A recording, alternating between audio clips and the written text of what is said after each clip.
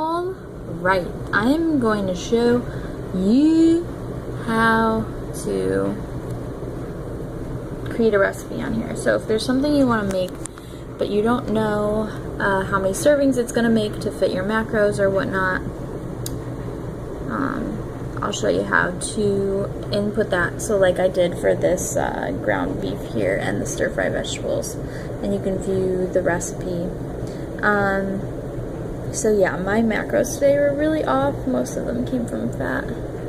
But anyway, so on Spark People, you just go to this recipes tab here. And then when I'm making the food, I write down everything in bulk that's in it. So I showed you that a little bit earlier, like 3.25 pounds of beef, blah, blah, blah. So these are my created recipes already, and you can view your old recipes here. The thing that sucks about it is that you just know how many servings it is. You don't know how many cups or ounces it ends up being in the end. So you're either going to have to make sure that you have enough Tupperware to spread it out into at the end, or you're going to have to keep track of how many servings you've taken out of your larger container. Does that make sense? So let me know if that was confusing.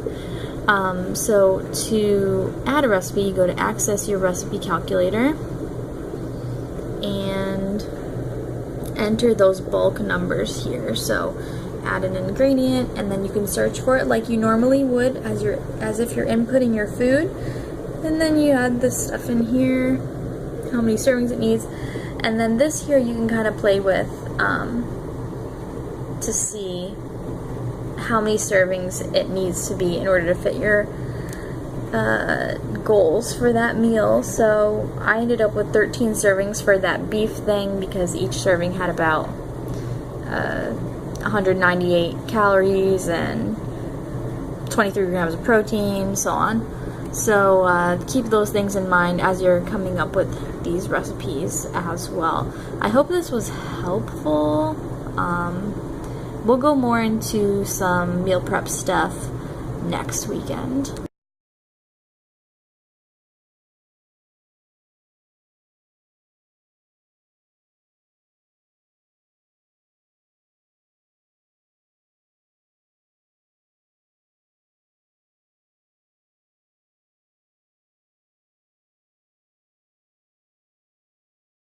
So yesterday when I was meal prepping, I wrote down everything that went into each of the things that I made.